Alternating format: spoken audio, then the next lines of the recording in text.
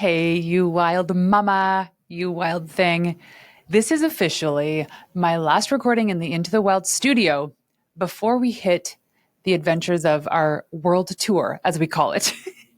We are getting on a plane, traveling the world, homeschooling the boys, using an incredible program called Alpha School.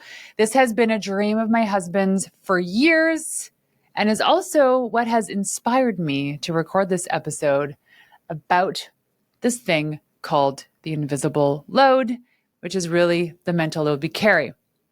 Why I wanted to record this. First of all, I want to premise this episode by saying I'm going to use real life examples from me, and I am not blaming or shaming or throwing anybody under the bus, including my husband.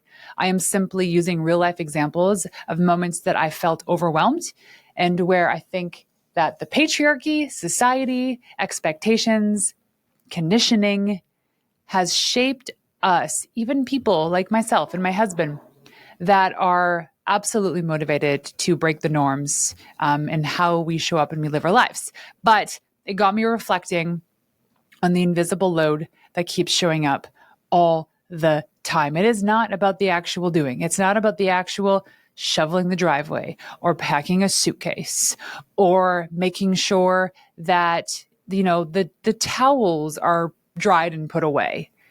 It is actually everything that keeps going on in our head. It's the constant thinking about what needs to be done next. I swear I burn an extra 500 calories a day with all the reminders that my brain keeps trying to remind myself that I have to do with the kids. And even tomorrow's a Friday. And I didn't book any meetings before the weekend because we leave Monday. And I said, this is an open day to tie up loose ends. And I got to today, which is Thursday, with having nothing to do tomorrow. And then it all got dumped on me. All the last minute things, 90% of which have either something to do with parenting or the house, of which is on me. It's on me. Well, A, because my husband's gone on a trip, but it's on me to do. But there's a big but. And I want you to stay to the end because I'm going to teach you a really quick, awesome lesson about this thing called being the default parent. But first off, in this episode, we're going to dive into this invisible load thingy. And it's especially too for female entrepreneurs.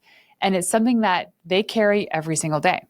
We're going to unpack what it means to be the default parent, how this impacts your business and your mental health, and most importantly, what you can do to start sharing the load and reclaiming some space for yourself, especially in your head. And by the end, you'll see that you'll feel validated, and you'll be equipped with some practical strategies to get through this. So the work. So let me talk about this work and why I was inspired by this and just prepping to go on this world schooling adventure. As you can imagine, any trip that breaks the norm of your routine, whether you're going camping for the weekend or you're going overnight to visit grandma and grandpa, requires extra. And there's even more involved if you have kids, because there are other human beings that require the same amount of living things like food and water that you require. Most men, I say I'm not throwing them under the bus, most men will pack their own bags and they will get themselves situated and nothing else. They won't worry about the dog or the food, the perishable food in the fridge that needs to be tossed out before you leave, or the camp uniforms that need to be cleaned for Monday, or the forms that need to be filled out for a school trip, let alone your own suitcase and their suitcase. Being the go-to parent, it's almost like just by default of being a woman and a mother in our society, it's created these standards that we've created for women, which are so diabolical. It means that when you show up, when you wake up, you are so worried and constantly going through this cycle of the to-do list for yourself, for your business, for the house, for the kids, that you are so exhausted by the time you actually get to work, you wonder how you're going to even get through the day. Sometimes I'll sit here and it's lunchtime. I totally understand that we have so much help at home. We have Betty, we have Kinsey, we got all this help. Despite that help, there is still so much mental load I carry to make sure things get done. You can call it what it is. I like to call it the invisible load, because this is the stuff that nobody sees, but that you're always holding on to. And if there's one thing my spiritual therapist says, whenever she shows up for a session with me, she always says, Renee, you're so tense. And this feeling of like having your shoulders shrugged and like, you're just like, your body's tense because it's ready to like fight or flight. It's because there's so much going on that you just can't release. And when you finally do release, maybe you cry, maybe you can't go out into public for days or weeks because it's all just finally coming out. We want to avoid that. And women have the tendency to take on more than they should because they feel guilty.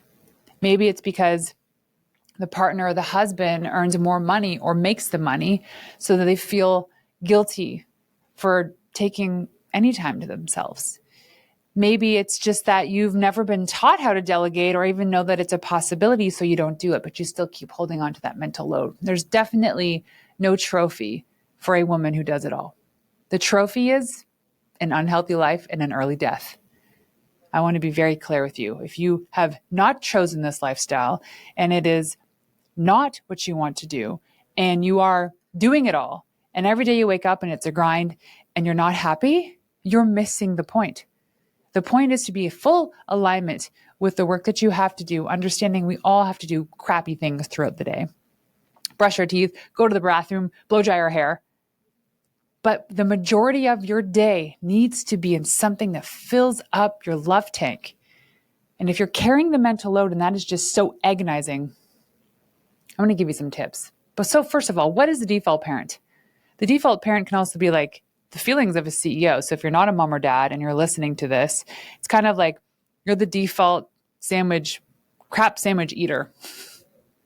The default parent, it's the one that kids go to instinctively first.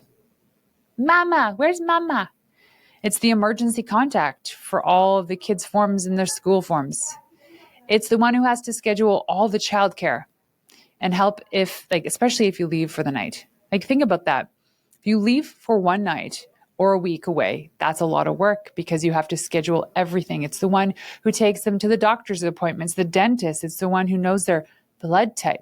It's the one who knows who cuts their hair when they get their hair cut. It's the person who just knows literally everything about the kids' routine and agenda and things that they're allergic to, when they fall asleep, their favorite blankie. It's like you're their encyclopedia of their lives as the default parent.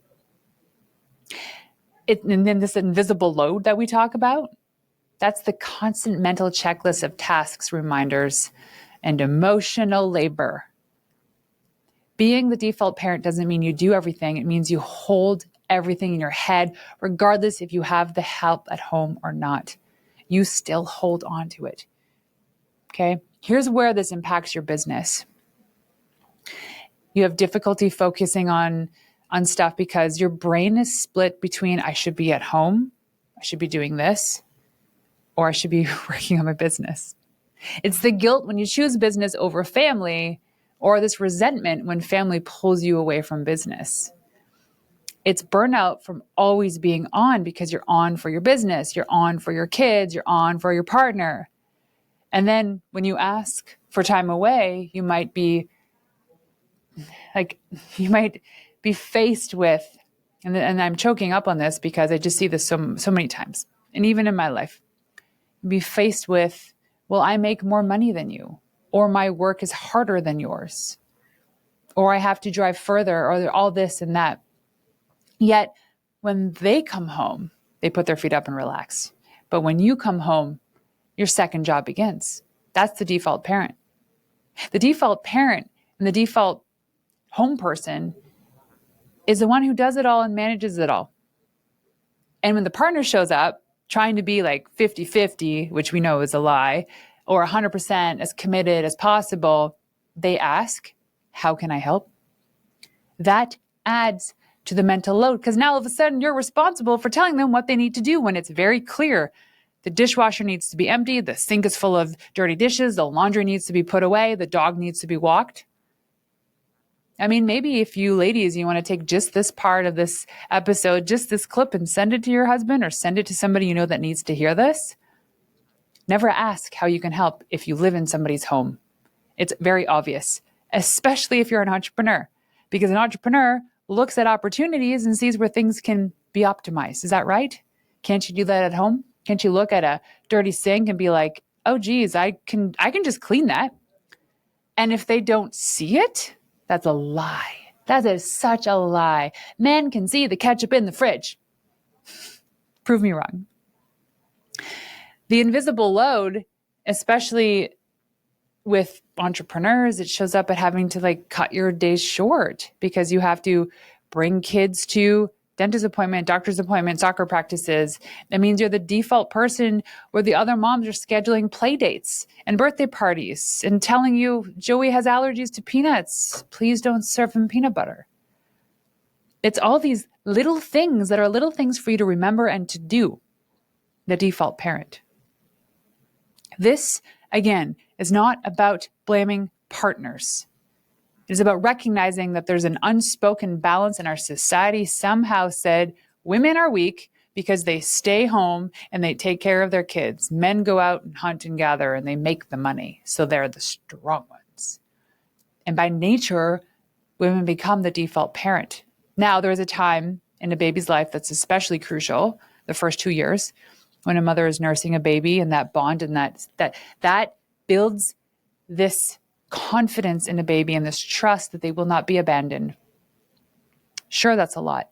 But what's important for the men is to come home and provide and making sure that the bubble around the mama and the baby is strong enough to withstand any forces, which means that they're doing the dishes and they're cleaning the laundry and they're helping with the other kids and they're saying no to visitors and they're mowing the lawn and not telling and not asking the wife, what do you want from me? But actually just doing it. So when we recognize that there's this unspoken balance, I think it's like, this is where the work begins, ladies. This is like, you might feel like you're the good wife or the good mother because you're doing it all and you're not speaking up for yourself. Unfortunately, if you want any change in your life and you want to avoid resenting the people that you love the most, especially your kids, you got to speak up. Here are some of the lies I told myself about this in the moments. It's just easier if I just do it all myself because I know how to do it and everyone else is going to do it wrong, including watching my child. So stupid. The lie I told myself was asking for help because that makes me look weak. Who is Renee? She can't, do it all? Run a business, run a household? I can't believe she has a cleaning lady twice a week. Oh, look at her now. She has a full-time house manager. She can't do it all. It must be nice. Must be nice to have that. The lie I told myself was my business will always take the back seat. And I'm not saying my kids aren't a priority. They are a damn priority. What I've done is I've created a home where they feel safe, where they have trusted people coming in and nurturing them emotionally, spiritually, physically. I don't have to do it all. Nothing in my life has to take a backseat that I think is the priority. So here are some practical shifts that help lighten the invisible load that I did that worked for me. You need to make the invisible visible by writing down everything you're holding on to in your head for at least a week. You can even try a day. Years ago, when the boys were like very young, 2 or 3 years old, maybe 1 and 2 years old, I was running my business PR agency. And if you know anything about the agency world, you're 24/7. I had a team of 12 clients from all over the world. I was working my butt off. And my husband left to go away for 2 weeks and I didn't have any help. Mind you, the kids were in daycare during the day. Doesn't matter because I would get up right away, mommy duty, drop them off right away, CEO duty.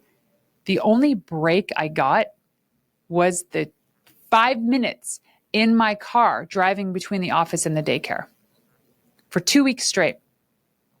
After the first couple days, I was so stressed out. I was not eating well because I wasn't sleeping. I was definitely not working out because I was so exhausted. I called my mom and I said, Mom, you have to come. I need help. I'm like, I couldn't even get out of bed one day. It was a Tuesday. I remember this. It was like a Tuesday morning at 11. And I said, please, I'll pay for your flight. Come. So she showed up the next day. But it was in that moment that I created an invoice. What I did was I created all the tasks that I did in the day as a mother, as a house manager, and all the mental load. And I put a hourly rate to each one of these things based on my qualifications. And at the end of 2 weeks, I created this invoice and I sent it to Dan. He did not like that much at all. He did not think that was very well received. I was setting a point. May not have been the right way to do this, but in the moment, I couldn't think of anything else. After 2 weeks of being full-time with those kids, just me, the invoice came to $30,000. $30,000 of my time. Don't push back on me, please. I know I'm a mother and a lot of you are saying, well, it's your job. I get it. But as an entrepreneur, this is a different game we play. It was a $30,000 invoice. And when it landed in his inbox and he saw it, he was not happy. The point came across very quickly. Because if I would have gone to leave for 2 weeks, you would have been responsible for all this, which I never did. And if I wasn't here to help and you were gone, you would have to pay somebody to do this. So never devalue the work that the person who holds down the fort, has the invisible load, carries the mental load does. Because it is the thing that holds society together. But where we went wrong in all of this was assuming it's always going to be the mother. It's assuming it's always going to be the woman who carries it all and it's her responsibility for all this.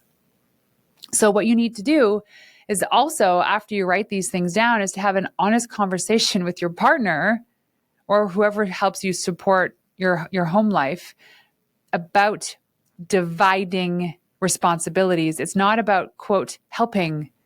It is about actually saying, hey, you live here too. Here's the thing you're going to do. You're going to own garbage in and out, walking the dog Monday through Friday, feeding the dog, buying the bread, and I will do this. You need to bring your business skills to your home life, to delegate, to outsource, to automate. If you wouldn't do everything in your business, everything in your business alone, why would you do this at home alone? You'll go to your work and optimize the hell out of that, hire the EA, get that automating. But why are we applying these business-like philosophies to our home life? Then you have to create these focus zones. These are times where you're not the default parent, so you can give your business uninterrupted attention. That's tough to do. I get it, because somebody has to be the primary contact for school, for emergencies, for camps. But in the very rare occasion that they do call, you could have somebody else answer your phone. But in the very rare occasion they do call, it's insignificant compared to the daily invisible mental load, the invisible load that we carry. So you need to reframe all of this, that being the default parent to being the default parent to your kids, to people you're raising, to the system, doesn't mean that you have to do it all. Okay? This is the most important thing, and this is why I'm so glad you stayed to the end. It simply means that you own the outcome. The outcome being, and you need to write this out, what is the outcome to a perfect home life? Kids are safe, fed, all that stuff. The house is clean, the dog's been walked, whatever. You own the outcome, meaning you don't have to do it all. You can hire help. You can hire an extra hour of your cleaning lady's time to do your groceries. Come on, just get creative with this and stop feeling guilty. Outsource that stuff, because being the default parent is exhausting. You do not have to do this alone. It took me some time, a few years to actually be okay with having help at home, but now I'm totally fine. Confidence and the clarity that you're going to get in your business because you've reduced that mental load, unbelievable. Literally, it's like a whole new brain inside my head because I don't have to worry about that stuff. I come home to things that are organized because I was okay to ask for help. The load is real, but it doesn't have to be invisible or all of yours. It's called shared responsibility. I'm going to leave you with this question right now. What's one piece of your invisible load you can hand off this week? Tell me on Instagram, Renee_Warren. I'm curious to know, what is something that you are going to delegate this week? Who are you going to delegate it to? How are you going to get this time back? And when you do actually free up space in your brain, in your mind, what are you going to do with it? Until next time, ladies, peace out.